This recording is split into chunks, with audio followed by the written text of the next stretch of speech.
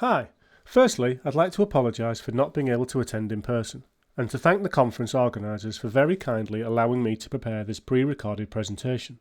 I hope it goes down well. This presentation will outline the methodologies that were devised as part of my PhD research investigating whether rhythmic entrainment occurs during the act of gameplay. In keeping with the spirit of this conference, I'll discuss how I took established research methodologies from other disciplines and applied them to the examination of the video game player's behaviour and experience, something that has not, to the best of my knowledge, been done before. It is well understood that game developers, through the use of level design, can create rhythms in the overarching experience, which in combination with the use of music and its associated rhythms can encourage certain kinds of playstyles and behaviours in the player. Due to the apparent universal and unconscious effect of rhythmic entrainment, music has been shown to exert an influence which can lead to a range of benefits in terms of physical and attentional processes.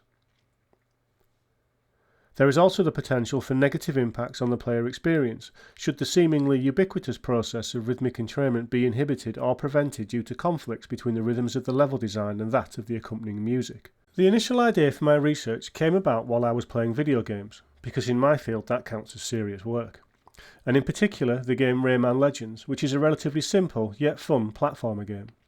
The game has some special musical levels, which are designed so that the in-game actions and player inputs are synced to the musical rhythms. Yeah!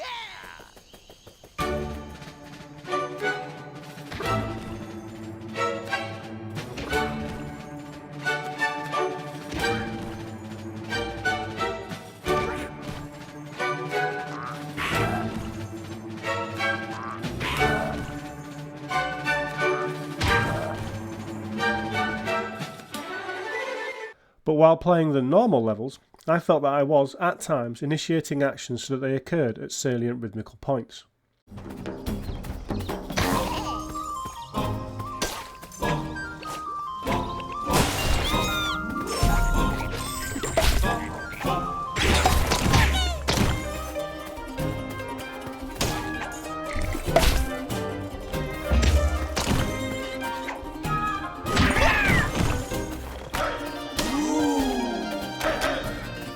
Anecdotally, from gaming forums and conversations with other gamers, and from research by others, it seems that I wasn't alone in feeling like there are often moments of unintended synchronization between player actions and the in-game music.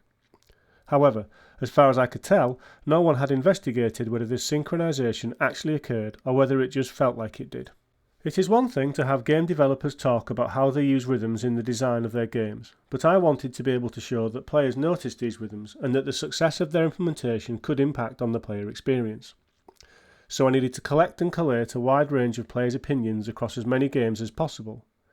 Doing this by interviewing players felt like too big of a task, and so I decided to use game reviews published to a popular gaming website, as these are written to reflect on the reviewer's gameplay experience and comment on how the various aspects of the game, graphics, sound, mechanics, narrative, etc. were implemented. In total, I took 186 game reviews spanning a 12-month period, written by 37 authors and covering games within 31 different genres, providing a fairly diverse dataset.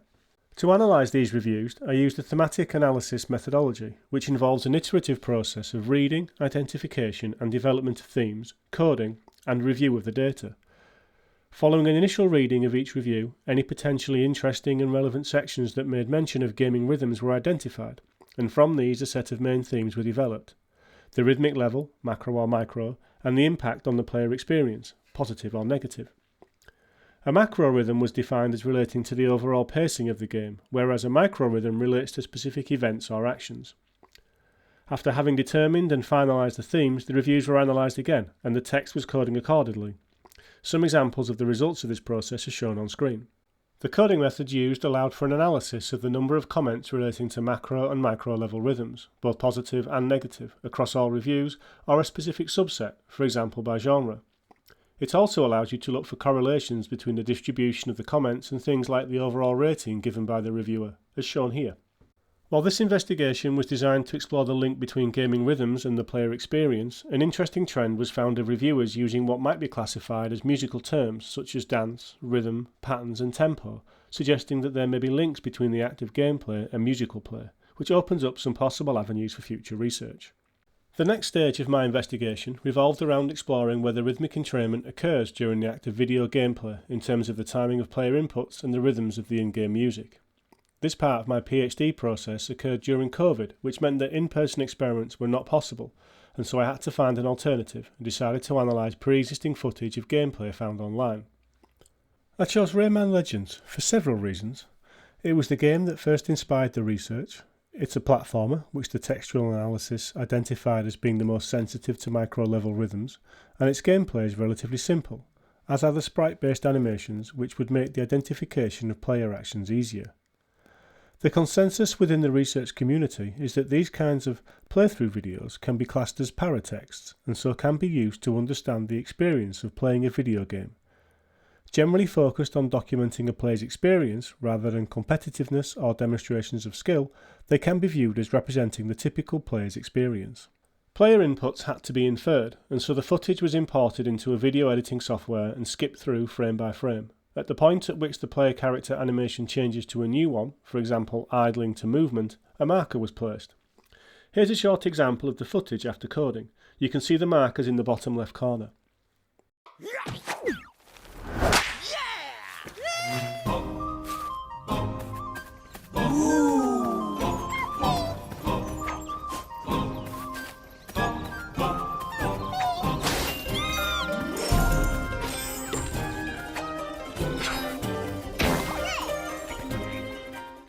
In order to ensure the reliability of this analysis, a process of inter-rater reliability can be used in which the second person codes a subset of the footage using the same guidelines, and the degree of agreement is checked using standardized tests. In order to determine whether there is any macro-level entrainment, a tendency to be influenced by the tempo rather than a synchronization of actions, you can simply calculate the input frequency and the input interval. This would identify any differences between the tempo conditions. The results of this can then be checked using standard statistical measures for significance. To determine whether there is any micro-level entrainment, a synchronization of actions to the musical pulse, you can compare the timestamps of the markers generated by the coding process to the timings of the rhythmic pulses of the in-game music. This will produce either a positive or negative time value depending on whether the player's input occurred after or before the closest beat. However, just using the time difference is problematic as it does not allow for comparisons to be easily made across various tempi and metrical levels. For example, if the player's input occurred at 5.27 seconds and the nearest beat was 5 seconds, then this produces a difference of 0.27 seconds, but the relative size of that difference depends upon the length of the beat, which is in turn dependent on both the tempo and the metrical level, as shown in this table. To allow for comparisons to be made across the various tempo conditions, the differences between the player's input timings and those of the closest beat are converted to relative phase values. Calculating RP is a simple process and uses the equation shown, which returns an angular value between negative 180 and positive 180, where 0 degrees equates to perfect synchrony with the beat. Positive numbers describe events occurring after the beat, and negative numbers describe events occurring before the beat. Circular plots can be used to visualize the distribution of inputs relative to the rhythmical beat. The black dots represent individual inputs, the blue rose plots depict the distribution of inputs within each sector of the circle, the red arrow represents the circular mean, which indicates the average direction of the dataset, and the length of the arrow represents the mean resultant length, which signifies the degree of concentration around the mean. You can then check the CMs and MRLs for significance using a Monte Carlo simulation, which is a statistical method commonly used to predict the possibility of an event occurring through random chance. The simulation uses algorithms to repeatedly generate a random dataset the same size as the original subject data and in the same kind of ranges, in this case negative 180 to positive 180. This can then be analysed using more standard methods to obtain the likelihood of a defined set of results occurring. It is highly unlikely that all of the player's inputs will be synchronised with the musical beats, as they have to fulfil the ludic requirements of the game. In other words, they still need to do what the game requires them to do in order to progress. But when a person unintentionally coordinates their behaviour with a rhythmic stimulus, they tend to do this intermittently, resulting in periods where the behaviour appears to be synchronised and periods where it does not, a process defined as soft entrainment. To check for these bouts of synchronicity, a windowed analysis can be performed, in which 8 RP values are grouped and analysed to determine the degree of uniformity relative to a specified mean direction, in this case 0 degrees. The window is then shifted along 4 values, and the next set of values are analysed to produce a series of overlapping windows. If at least 2 consecutive windows are identified as being significantly close to 0 degrees, then a bout of synchronicity can be said to have occurred. Because the previous study found very little evidence of rhythmic entrainment on player behaviour, another one was planned, this time using a custom video game, the idea being to reduce the ludic requirements to see if the additional freedom facilitated the occurrence of entrainment. Here's a brief video of the gameplay.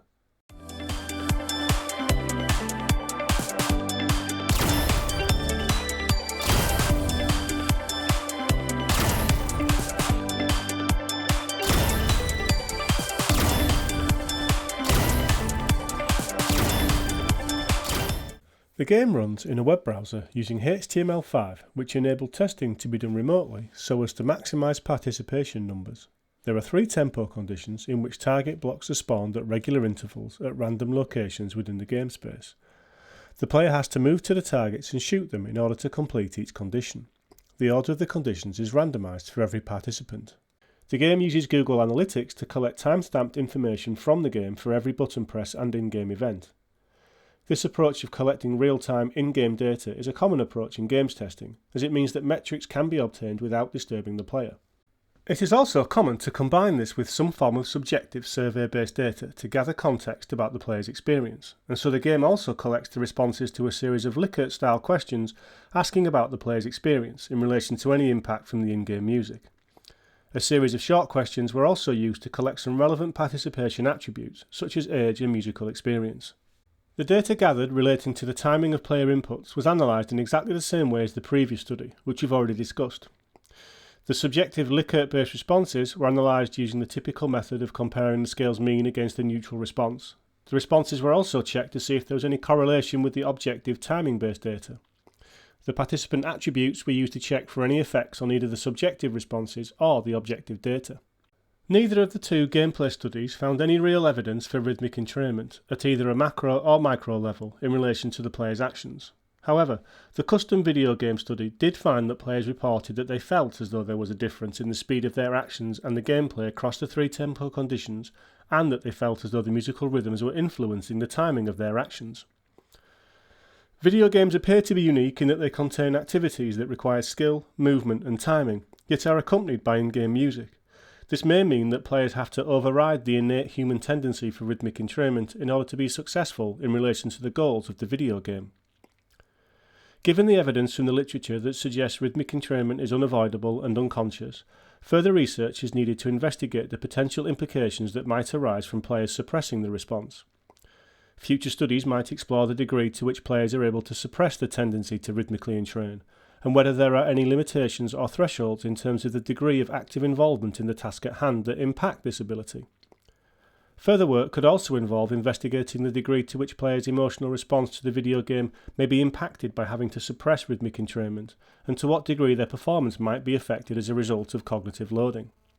I hope that this overview of the methodologies I used in my own work gives you something to think about and maybe incorporate into your own research. Thanks for your time, and if anyone has any questions, then feel free to reach out to me.